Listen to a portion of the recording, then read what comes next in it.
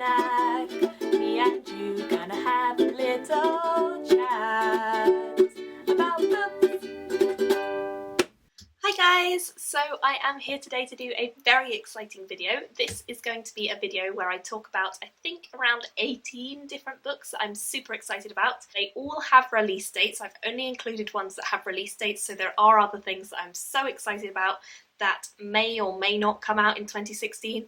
But this is just a list of things that I am very excited about that have confirmed release dates, at least on Amazon. So I'm going off of the release dates on Amazon, and hopefully these won't change too much. We'll have to see, because publishers are always doing strange things and changing the dates around and things get held up. So hopefully these will all come out when I say, but if the date slightly changes then I apologise.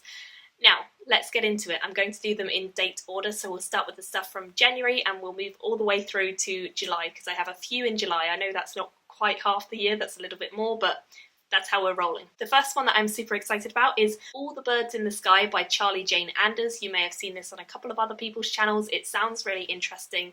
It has a beautiful cover, I'm sure you will all agree. And this is being published on the 26th of January 2016 by Titan Books. I shall attempt to read some of what the description says to you.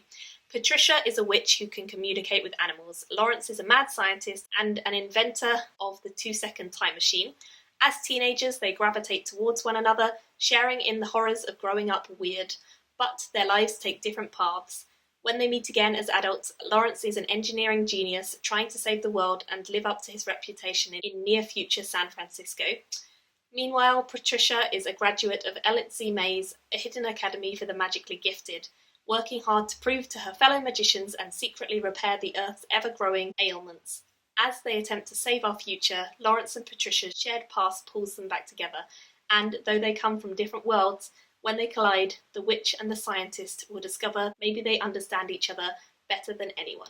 So it sounds really light-hearted, really fun. Sounds like there's going to be some saving the world involved, which is always enjoyable, but it sounds like it's also going to have some romance elements or some friendship elements, so I can't wait for that. The next one that I have is one that I saw on Twitter the other day, and it just has an absolutely stunning cover, and when I read the synopsis it sounded really, really interesting, and that is The Romanovs. This is being published by Orion Books, or Orion Books, I can never know how you say that, and it comes out on the 28th of January. The book is written by Simon Sebag Montefiore. I might have said that wrong, sorry if I have. Again, it just sounded really, really fascinating, and I absolutely adore the cover.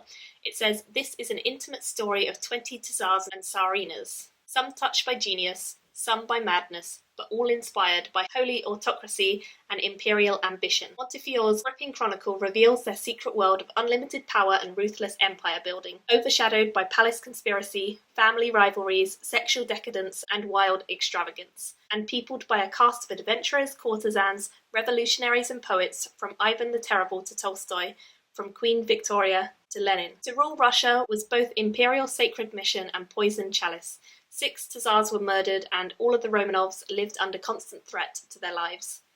Peter the Great tortured his own son to death whilst making Russia an empire, and dominated his court with the dining club notable for compulsory drunkenness, naked dwarfs, and fancy dress. Catherine the Great overthrew her own husband, who was murdered soon afterwards, loved her young male favourites, conquered Ukraine, and fascinated Europe. Paul was strangled by courtiers backed by his own son, Alexander I, who forced Napoleon's invasion and the burning of Moscow. Alexander II liberated the serfs, survived 5 assassination attempts, and wrote perhaps the most explicit love letters ever written by a ruler. The Romanovs climaxes with a fresh, unforgettable portrayal of Nicholas and Alexandra and the rise of the murder of Rasputin, war and revolution, and the harrowing massacre of the entire family. The Romanovs is at once an enthralling story of triumph and tragedy, love and death, and a universal study of power, and an essential portrait of the empire that still defines Russia today. I know next to nothing about Russia, and this is a book that I have been waiting for. It sounds like it's going to have everything I want in it, and it sounds like it's going to be epic and fantastic and wonderful. So I really hope that it is. I saw it on Orion's Twitter and I loved the sound of it. So I'm hopeful that I will get my hands on this one way or another, and I can't wait to try and check it out because it just sounds like such an epic sort of historical fiction retelling, and it sounds fascinating. It sounds absolutely fascinating. So if you have any sort of interest in Russia at all, maybe one to look out for on the 28th of January. The next one that I have on my list is by an author that I actually haven't read anything by yet, and that is Adrian Tchaikovsky. This is The Tiger and the Wolf, and it is coming out on the 11th of February 2016. I have been very interested in this ever since I first saw it, although I don't know whether I'm going to pick it up or not before I read his other series, but I definitely am interested in it, so I thought I would include it anyway. It's being published by Macmillan. Mainie's father is the Wolf Clan chieftain, but she's an outcast. Her mother was the queen of the tiger, and these tribes have been enemies for generations. Mainie also hides a deadly secret. All can shift into their clan's animal form, but Mainie can take on tiger and wolf shapes. She refuses to disown half her soul, so escapes, rescuing a prisoner of the Wolf clan in the process. The killer Broken Axe is set on their trail to drag them back for retribution. Mainie's father plots to rule the north, and controlling his daughter is critical to his schemes. However, other tribes also prepare for strife. Strangers from the far south appear too, seeking allies in their own conflict. It's a season for omens, and priests foresee danger, a darkness falling across the land. Some say a great war is coming, overshadowing even wolf ambitions. A time of testing and broken laws is near, but what spark will the world set ablaze? Sounds really interesting. Sounds like a great sort of epic fantasy series, kind of clan-based as well, which I absolutely love, so I definitely want to check out that one. The next one that I have on my list is one I've been waiting for a while, and this is a new one in a series that I've already started reading. That is the Red Rising trilogy, and this is the conclusion to that trilogy, which is Morningstar. It comes out on the 11th of February as well, 2016. It's being published by Hodderscape, and I am very excited about this because, yeah, been waiting for a while.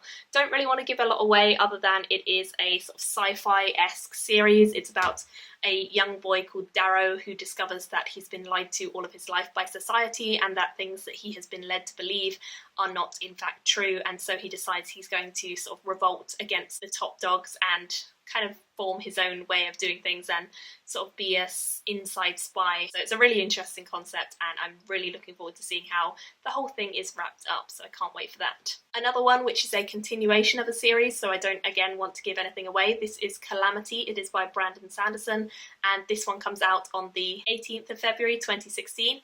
And I have been waiting for this one because I absolutely adored Firefight, which is the second one in the series. It was so fantastic. It is being published by Galanx, and I almost always enjoy Sanderson stuff.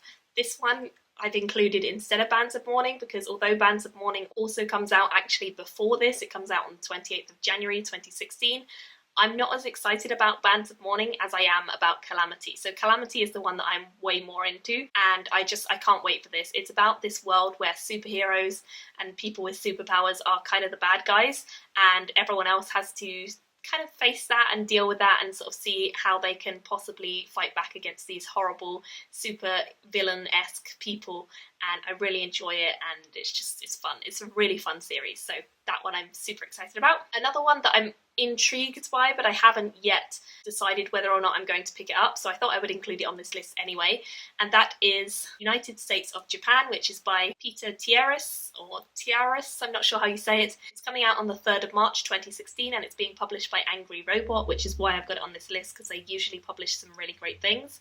And I believe it's been said to be a sort of spiritual follow-up to The Man in the High Castle, which is by Philip K. Dick, and a lot of people have been talking about The Man in the High Castle recently. Quite excited to give it a go. So if I like that, then I might pick this one up as it's a spiritual sequel. We'll see what that means. It's an alternative empire where the Japanese empire is ruling over the American states with huge robots, and it says, is resistance possible in the form of subversive video games? Decades ago, Japan won the Second World War and Americans worship their infallible emperor, and no one believes that Japan's conduct in the wars was anything but exemplary. Nobody, that is, except for the George Washingtons, a group of rebels fighting for freedom. Their latest terrorist attack is to distribute an illegal video game that asks players to imagine what the world might be like if the United States had won the war instead of Japan. Captain Beniko Ishimura's job is to censor video games, and he is tasked with getting to the bottom of this disturbing new development. But Ishimura's hiding something, sort of. He's slowly been discovering that the case of the George Washingtons is more complicated than it seems. A spiritual sequel to Philip K. Dick's The Man in the High Castle, United States of Japan carries on a legacy of Dick's famous alternate history, focusing on how the Americans and Japanese deal with their guilt and troubled relationship to the past. I mean, I think you can probably read it without having read The Man in the High Castle, but maybe it will be an interesting thing to compare the two of them, so I'll probably do that if I do end up picking this one up and read the other one first. So the next one that I have, I literally don't know anything really about, but I've seen a lot of people who are reading magical realism and short story collections talking about this, so I have got my eye on it. I don't know an awful lot about it.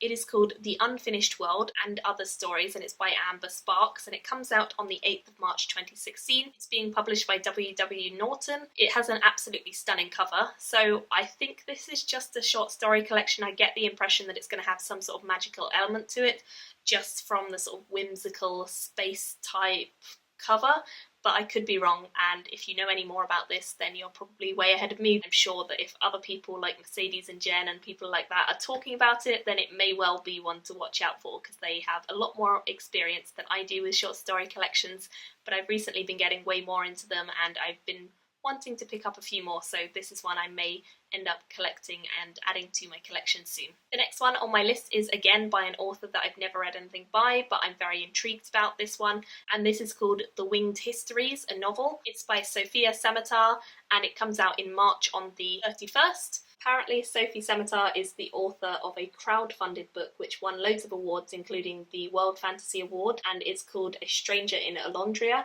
so I'm pretty interested in this one because obviously the last one was crowdfunded. I think this one is being traditionally published, and it is by Small Beer Press, who publish Kidge Johnson, and I've recently really started to look into their stuff and like what I've seen there, so I'm probably going to be picking up a few of their books this year. Maybe this is going to be something really spectacular and something to watch out for. Also, I do quite like the cover, even though it is a bit strange and a bit weird and a bit sort of old medieval style. I still quite like it, so yeah, looking forward to checking that one out on the 31st. The next one that I have is a little novella. It's part of the new Tor novella range that they've been bringing out since 2015, and this is one of the newer ones in the series. It is called Every Heart a Doorway, and it's by Sinan Maguire, or Shaunan Maguire, I'm not sure how you say it, and it comes out on the 5th of April 2016, so it's being published by Tor.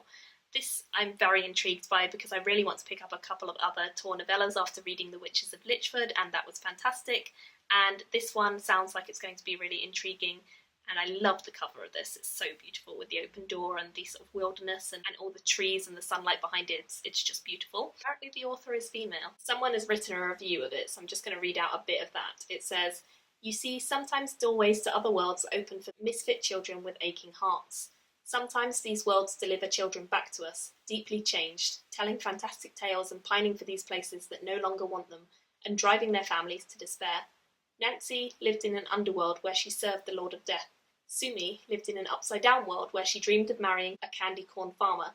Christopher's love was a skeleton girl. Cade became a prince in a Celtic fairyland, and they all wished they could escape this mundane earth and return to their real homes." It sounds like it's going to be whimsical and fun and exciting, and I really like the novellas that they bring out, and I have very much got a lot of faith in Tor for finding really great novellas, so I'm sure it's going to be fabulous. This one is by Helen Oyemi, whom I've not read anything by yet, but I keep hearing fantastic things about her work, and I do want to pick up some of her books very, very soon, because I just know that I'm going to enjoy them. I'm sure from everyone who's told me I will. This one is called What Is Not Yours Is Not Yours, and this is coming out on the 21st of April 2016, and it's a short story collection, and it just says, "These stories collected in What Is Not Yours Is Not Yours are linked by more than the exquisitely winding prose of their creator, Helen Oyemi. Her ensemble cast of characters slip from the pages of their own stories, only to surface in another. The reader is invited into a world of lost libraries and locked gardens, of marshlands where the drowned dead live, and a city where the clocks have stopped. Students hone their skills at puppet school, and the Homely Wench Society commits a guerrilla book swap, and lovers exchange books and roses on St. George's Day. It is a collection of towering imagination, marked by a baroque beauty and deep sensuousness." It sounds fabulous. I mean, that description, definitely. definitely sold it to me, if nothing else. The next one that I have, you've probably seen on a couple of people's lists because I have seen it floating around, and it is definitely one I'm interested in, and that is Sleeping Giants, which is coming out also on the 21st of April 2016, and this is being published by Michael Joseph, and this is by Sylvian Nouvel. And I don't know an awful lot about this other than what the Amazon description says, but the cover is stunning and it sounds really interesting. A girl named Rose is riding her new bike near her home in Deadwood, South Dakota, when she falls through the earth. She wakes up at the bottom of a square-shaped hole, its walls glowing with intricate carvings. But the firemen who came to save her peer down upon something even stranger, a little girl in the palm of a giant metal hand. 17 years later, the mystery of the bizarre artifact remains unsolved, the object's origins, architects, and purpose unknown. But some can never stop searching for answers. Rose Franklin is now a highly trained physicist, leading a top-secret team to crack the hand's code, and along with her colleagues, she is being interviewed by a nameless interrogator whose powers and purview are as enigmatic as the relic they seek. What's clear to Rose is that her compatriots are on the edge of unravelling history's most perplexing discovery, figuring out what it portends for humanity. But once the pieces of the puzzle are all in place, will the result be an instrument of lasting peace or a weapon of mass destruction? Sounds really wonderful, really excellent, I'm sure you'll agree. Kind of reminds me of that film, what is it called, like The Iron Giant or something like that? It kind of reminds me of that film, so I wonder if it's got any relevance to that or if I'm just making stuff up. The next one that I have to talk about is one that I've not actually heard anyone else talk about. This is Emperor of the Eight Lands, book 1 in the Shikanovo series or trilogy, and this is by Leanne Hearn, who wrote the Tales of the Otori series, which I read when I was a lot younger. I actually got it all from the library and I absolutely adored it, so I then rebought it, which it's a series all about Japan and sort of Japanese culture and influence, and it's just a really, really interesting series. It says, in the opening pages of the action-packed book 1 of Leanne Hearn's epic Tale of the Shikanoko series, a future lord is dispossessed of his birthright by a scheming uncle. A mountain sorcerer imbues a mask with the spirit of a great stag for a lost young man. A stubborn father forces his son to give up his wife to his older brother, and a powerful priest meddles in the succession to the Lotus Throne. The child, who is the rightful heir to the emperor, barely escaping the capital in the arms of his sister, and that is just the beginning. As destiny weaves its rich tapestry, a compelling drama plays out against the background of wild forests, elegant castles, hidden temples, and savage battlefields. This is the medieval Japan of Leanne's imagination, where animal spirits clash with the warriors and children, and navigate a landscape as serene as it is deadly. So it sounds like it's going to be pretty fantastic. I think they're all coming out in 2016. So the first book is coming out 26th of April, and book 2 is called Autumn Princess Dragon Child, and that comes out on the 7th of June. Seems like they're all coming out in 2016, which is kind of interesting, and I'm very intrigued about the whole series and how it's all going to go. I haven't read anything by her for a very long time, but I think you'll agree that the description of the first one at least sounds really fascinating. So I think it's one I'm going to pick up at some point and hopefully really enjoy. The next one that I have is one that I haven't read anything by the author from, and this is Foxlow by Eleanor Wasserberg. I'm not sure how you say it. It comes out on the 2nd of June 2016, and it's being published by Fourth Estate. And this has an absolutely stunning cover, I think you'll all agree. The chilling, compulsive debut about mentality, superstition and betrayal, and a utopian commune gone badly wrong. We were the family, and Foxlow was our home. There was me, my name is Green, and my little sister, Blue. There was October, who we called Toby, and Elencia, Dylan, Liberty, Pet, and Egg. There was Richard, of course, who was one of the founders, and there was Freya. We were a family, but we weren't an ordinary family. We were a new, better kind of family. We didn't need to go to school, because we had a new, better kind of education. We shared everything. We were close to the ancient way of living and the ancient landscape. We knew the moors and the standing stones. We celebrated the solstice in the correct way, with honey and fruit and garlands of fresh flowers. We knew the bad, and we knew how to keep it away. And we had Foxlow, our home, where we were free. There really was no reason for anyone to want to leave. And it just sounds very weird, very like it could be a bit magical realism-esque, and just, yeah, it sounds really interesting. I love the way that sort of description was written. It just made me want to read it straight away, even though I don't really know a lot about what it's about. It just sounds fascinating, so I cannot wait for that one, and hopefully I'll be able to get my hands on that. The next one that I have is coming out this year, and it's by Michael J. Sullivan. It is called Age of Myth, and it's the first one in his new series, which is The Legends of the First Empire. It comes out on the 28th of June 2016, and it's being published by Del Rey Books. And I have to say, I'm so excited about this because I know that Michael J. Sullivan is an absolutely excellent author from reading his Riaria books, and anything new by him I'm automatically going to pick up and buy. This one says, since time immemorial, humans have worshipped the gods they call the Frey. They are truly a race apart. Invincible in battle, masters of magic, and seemingly immortal. But when a god falls to a human blade, the balance of power between humans and those that they thought were gods changes forever. Now only a few stand between humankind and annihilation. Wraith, reluctant to embrace his destiny as the god-killer, Suri, a young seer burdened by signs of impending doom, and Persephone, who must overcome personal tragedy to lead her people. The age of myth is over, and the time of rebellion has begun.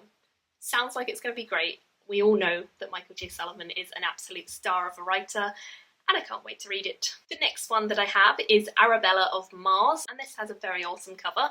It is by David D. Levine, and it's coming out in July, on the 12th of July 2016, and it's being published by Tor Books. This one says, ever since Newton witnessed a bubble rising from his bathtub, mankind has sought the stars.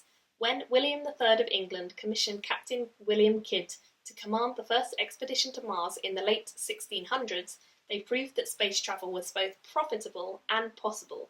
Now, 1 century later, a plantation in the flourishing Britain colony on Mars is home to Arabella Ashby, a tomboy who shares her father's deft hand with complex automatons. Being raised on the Martian frontier by her Martian nanny, Arabella is more wild child than proper lady, something her mother plans to remedy with a move to an exotic world Arabella has never seen, London, England. Arabella soon finds herself trying to navigate an alien world until a dramatic change in her family's circumstances forces her to defy all conventions in order to return to Mars and save both her brother and the plantation. To do this, Arabella must pass as a boy on the Diana, a ship serving under the Mars Trading Company, with a mysterious Indian captain who is intrigued by her knack with automatons. Sounds like it's going to be really fun, sort of science fiction, steampunk crossover maybe, and I can't wait to give that one a try, and hopefully it'll be really, really awesome. And the final one that I really hope comes out in 2016, because it does have a confirmed date, but it's already been pushed back once, so we never know. That is The Thorn of Ember, which is by Scott Lynch, and this comes out apparently on the 21st of July 2016. This is the 4th one in the Gentleman Bastard series by him. We have been waiting for this one to come out, and I'm sure it's going to be absolutely fabulous because we all love this series, or at least I do, and a lot of the people I know. So this is book number 4 in the Gentleman Bastard series, and I have really, really been enjoying this series, as you guys know. Each one in the series is kind of its own story, which is definitely a credit to Scott Lynch, because I think they all feel very different, but they follow the same characters, Doc and John, and I think they're incredibly well developed characters. They are fun, they are feisty, they are part of this thieving guild, and it's just a really interesting story. I felt like the first one and the second one were absolutely fabulous. The third one was quite a different change of pace, but I still really, really, really enjoyed it. And so I'm quite interested to see how the main storyline kind of continues, and definitely get back with those characters, because I feel like it's been quite a while since I was with them, and I would love for it to come out this year. It would be absolutely fabulous if it did. So yeah, we'll wait and see if it does. Those are all of the different books that I'm really excited about this year. I'm sure that there will be more that I've missed off my list by accident. These are the ones that I know about and that are confirmed, so if there's anything you think I'm missing out on, definitely let me know. I haven't included any graphic novels, although there are some that I'm really excited for them to come out, so let me know if you would like me to do a graphic novel sort of list of things that I'm very excited about. And if I've missed anything, or if there's anything you just want to mention, leave it in the comments below. Thank you all for watching. I will see you all next time. Bye! Me and you gonna have a little chat.